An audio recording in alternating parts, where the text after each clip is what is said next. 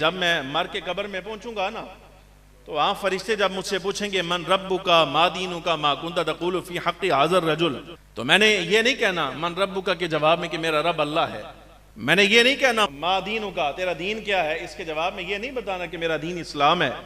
और अगर हुजूर के बारे में भी पूछा गया तो मैंने सरकार के बारे में नहीं आर्ज करना, जवाब नहीं देना, बल्कि नारा मारना हजरत मौला कायनात करमल्लाहु वजहुल करीम का। जब मैंने नारा मारना, नारा हैदरी लगाऊंगा तो फरिश्ते सवाल ही भूल जाएंगे। एक बड़े आलिम की मौजूदगी में, बड़े आलिम फाजिल की मौजूदगी में किसी शख्स ने ये शेर पढ़ा कि हम खुद बिहम्दिल्लाहि ताला सादात में से हैं, अल्लाह का शुक्र है, लेकिन जाहिर है सादात में से होना और बात है और शरीयत का फर्मा बरदार होना और बात है। ये ज़रूरी है साथ, यानी सादात में से हो, सैयद हो, शरीयत का फर्मा बरदार भी हो जाए ना, तो फिर क्या ही बात है, फिर सोने पर सुहागा। असल मज़ा तो फिर आता है। अच्छा, आप मसला समझिए कि बड़े आलिम की मौजूदगी में जो अपने आप को सादात में से भी कहते हैं, किसी ओबाश शायर ने यह शेर पढ़ा। इसका मफहूम ये था, उसने कहा कि जब मैं मर के कब्र में पहुंचूंगा ना, तो वहाँ फरिश्ते जब मुझसे पूछेंगे मन रब्बुका मा दीनुका मा कुंता तक़ूलु फी हक़्क़ि हाज़र रजुल, तो मैंने ये नहीं कहना मन रब्बुका के जवाब में कि मेरा रब अल्लाह है। मैंने ये नहीं कहना मा दीनुका तेरा दीन क्या है, इसके जवाब में ये नहीं बताना कि मेरा दीन इस्लाम है। और अगर हुजूर के बारे में भी पूछा गया तो मैंने सरकार के बारे में नहीं आर्ज करना, जवाब नहीं देना, बल्कि मैंने क्या कहना है, उसने कहा मैंने नारा मारना है हजरत मौला कायनात करमल्लाहु वजहुल करीम का। जब मैंने नारा मारना है, असल जो बात थी ना वो ये, उसने कहा कि जब मैं मौला कायनात रज़ी अल्लाह तआला का नारा मारूंगा ना, नारा हैदरी लगाऊंगा तो फरिश्ते सवाल ही भूल जाएंगे, फरिश्ते सवाल भूल जाएंगे। ये अल्फाज उसने कहे। अब मसला शरीयत का ये है, कहने लगा कि यानी शेर के अंदाज में उसने कहा कि सवाल भूल जाएंगे और फिर वापस पलट जाएंगे, सवाल जवाब होगा ही नहीं मेरे से। अब कुरान अजीज मसला ये है, देखें, मौला कायनात करमल्लाहु वजहुल करीम की निस्बत कब्र में भी काम आने वाली है, ये हमारा अकीदा नजरिया है। मसला आप समझे बारीकी इसकी, मौला कायनात की निस्बत काम आने वाली है, इसमें कोई शक नहीं, लेकिन अल्फाज का इंतखाब भी तो होना चाहिए ना भाई। अगर तुमने मौला कायनात की निस्बत का आया बतलाना है कि कब्र में भी काम आ रही है, तो फरिश्तों को बुलाकर ही होगा।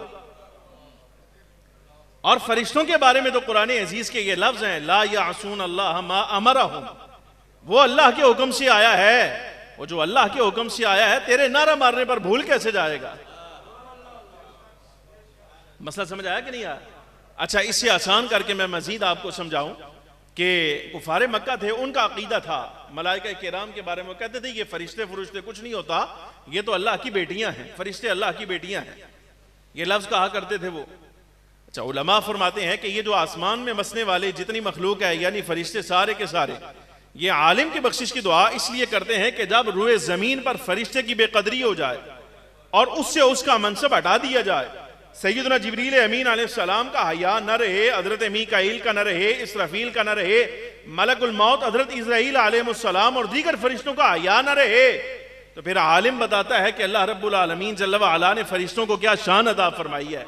जब आलिम फरिश्ते की शान समझाता है तो उलमा फरमाते हैं अब फरिश्ता आसमानों पर जहां भी मौजूद हो, जिस इबादत की कैफियत में भी हो, वो वहां दुआ करता है, या अल्लाह इस आलिम की बख्शिश कर दे, इसलिए कि इसने हमारा मकाम समझाया। ये आलिम की कदर।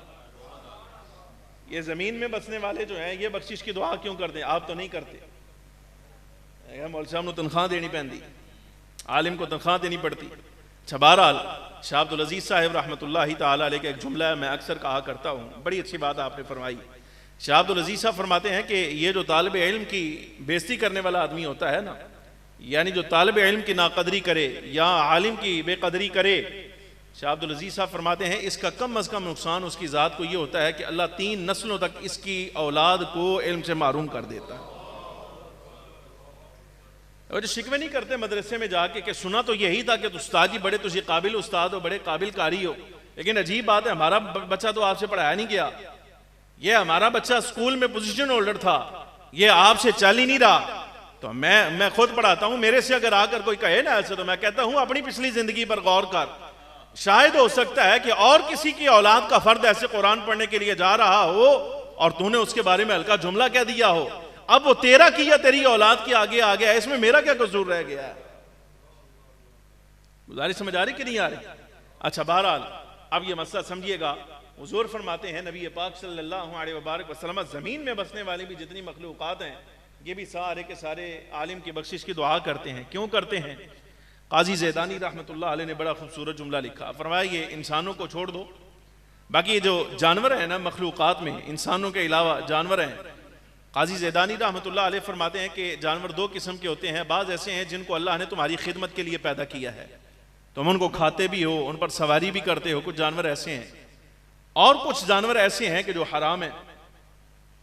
अब हलाल जानवर क्या है और हराम क्या, ये आपने पैदाइशी तौर पे तो समझ के आना नहीं पीछे से।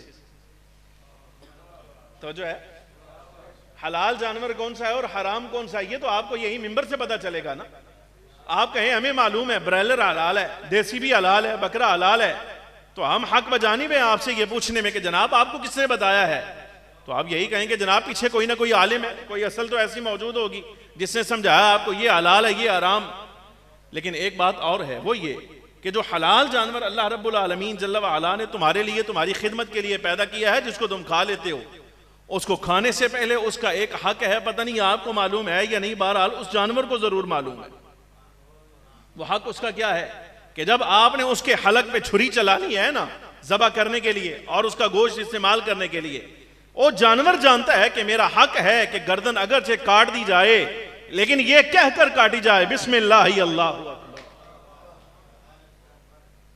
समझ आ रही कि नहीं आ रही? ये कहकर ज़बह किया जाए। काजी ज़ैदानी रहमतुल्लाह अलैह फरमाते हैं कि हलाल जानवर जिस वक्त ज़बह किया जाए और खाने के लिए ही किया जा रहा हो, अगरचे कोई कसाब कर रहा है, कसाब गैर आलिम है, उसको नहीं मालूम कि क्या है क्या नहीं, लेकिन उसको चूंकि आलिम ने बताया भाई ज़बह पर तकबीर बड़ी तो जानवर हलाल है, और जनाब वाला जिस वक्त वो पढ़ता है तो काजी ज़ैदानी रहमतुल्लाह अलैह फरमाते हैं तुम्हें तो मालूम नहीं होता, लेकिन जब वो जान उस जानवर की जा रही होती है, हलक से आवाज निकलती है ना, तो वो अपने अंदाज में रब की बारगाह में यही कह रहा होता है, मेरे मालिक मैं तो जान से गया, अगरचे मैं तो गया, लेकिन मरते मरते भी मुझे मेरा आखिरी हक जो था तकबीर का वो मिल गया है। लेकिन अगरचे कसाब ने दिया है, कसाब को आलिम ने बताया था। मालिक बख्शिश करना तो उस आलिम की करना जिसने मेरा हक मुझे दिलवाया है। फरमाया ये है जिसकी वजह से जमीन पर चलने वाला जानवर भी, हलाल जानवर भी नाबे वाला, वो आलिम की बख्शिश की दुआ करता है। और आखिरी लफ्ज़ आका मौला सल्लल्लाहु अलैहि मुबारक वसल्लम ने इरशाद फरमाया, जमीन समंदर की मछलियां भी आलिम की बख्शिश की दुआ करें। तो क्यों भाई, मछलियों को क्या पड़ी है कि वो दुआएं करती रहें आलिम के लिए? मुल्ला अली कारी रहमतुल्लाह अलैह ने इसका जवाब दिया, फरमाते इसलिए कि ये याद रखना, ये जो नहरी हयात है ना, यानी नहरी जानवर हैं, समंदरी जानवर हैं, इनकी हयात का मदार होता है साफ शफाफ पानी पर। तवज्जो है, साफ शफाफ पानी पर इनका मदार होता है। लेकिन ये साफ शफाफ पानी आसमान से नाजिल होता है तो ना तुम्हारे लिए नाजिल होता है ना किसी और के लिए। मुल्ला अली कारी रहमतुल्लाह अलैह फरमाते हैं, हुजूर ने फरमाया, हदीस मुबारक के ये लफ्ज हैं, अल्लाह तबारक व तआला जल्ल व अला जिस इलाके को सैराब करता है, जरूर भी जरूर उस बस्ती में कोई आलिम ऐसा मौजूद है कि उसके चेहरे की वजह से अल्लाह रब्बुल आलमीन जल्ल व अला आसमान से पानी नाजिल फरमाता है। यानी जो बारिश नाजिल होती है ये किसी न किसी सिका सही आलिम के वजूद की वजह से नाजिल होती है। ये आयात यानी ये पानी आसमान से नाजिल हुआ और समंदरों में, नहरों में महफूज हो गया, आगे समंदर की मछलियों के लिए हयात का सबब बना। तो जनाबे वाला जब हयात का सबब बना, जिंदगी मिली, तो वो मछली भी रब की बारगाह में दुआ करती है, मालिक ये शफाफ पानी मेरी हयात का सबब बन रहा है, लेकिन ये मुझे मेरी वजह से नहीं मिला, बल्कि इलाके और इस इलाके के किसी आलिम की वजह से तूने अता फरमाया है। मालिक वो चाहे जो आलिम है, तेरे इल्म में है जिसके सबब तूने बारिश अता फरमाई है। हमारी तो यही दुआ है कि वो सालिम की बख्शिश कर देना जो हमारी जिंदगी का सबब बन गया है। गिरामी कदर हाज़रीन, ये आलिम होता है। हदीस आगे चल रही है लेकिन वक्त हमारा चूंकि पूरा हुआ, लेकिन बात समझाने के लिए, हाफिज उमर फारूक साहिब आलिम थे। बात समझ तो नहीं आई आपको? ये रिवायत पूरी बयान करने के बाद आपको अर्ज कर रहा हूँ खुलासतन, हाफिज मोहम्मद उमर फारूक साहिब रहमतुल्लाह अलैह आलिम थे। मालूम नहीं आलिम की कदर कैसी होती है कैसी नहीं होती लोगों के यहाँ, लेकिन बहरहाल हुजूर पर नूर सय्यदुल आलमीन सल्लल्लाहु अलैहि वसल्लम की शरीयत में आलिम को जो कदर दी गई है उसका सिर्फ एक पहलू मैंने अभी आपके सामने पढ़ा है। वक्त होता तो फिर इस पर को और बातें भी आपके साथ करता। दुआ फरमाइए अल्लाह रब्बुल आलमीन जल्ल व अला हमें आलिम की कदर समझने की तौफीक अता फरमाए और हमारी नस्लों में भी रब्बुल आलमीन जल्ल व अला उलमा जारी फरमाए जो हुजूर की शरीयत की खिदमत करने वाले हों। और ख़ास तौर पर जो कुछ हमने पढ़ा है, सुना है, समझा है, रब्बुल आलमीन जल्ल व अला सरकार का सदका हदीस मुबारक की बरकत से रब्बुल आलमीन जल्ल जलालुहु हाफिज़ उमर फ़ारूक साहिब के दर्जात बुलंद फरमाए और उनकी कब्र को ता हद निगाह वसअतें अता फरमाए। रोज़े क़यामत जन्नतुल फ़िरदौस में उन्हें मकाम आला अता फरमाए। सरकार दो आलम सल्लल्लाहु अलैहि वबारक वसल्लम की शफ़ाअत नसीब हो जाए। और साथ ये भी दुआ फरमाइए दुनिया में हम इकट्ठे रहे हैं, अल्लाह रब्बुल आलमीन जल्ल व अला मैदान हशर में भी हमें इकट्ठा फरमाए। व आखिर दावाया अनिल हम्दुलिल्लाहि रब्बिल आलमीन।